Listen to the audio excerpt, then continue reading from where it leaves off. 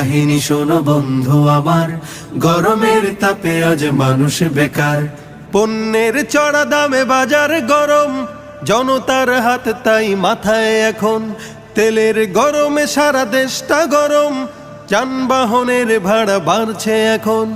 আফসোস আহারে গরমের বাহারে, আফসোস আহারে গরমের বাহারে, সিদ্ধ হয়ে যাবে দেশটা এবার। গরম কাহিনী শোনো বন্ধু আমার, গরমের তাপে আজ মানুষ বেকার।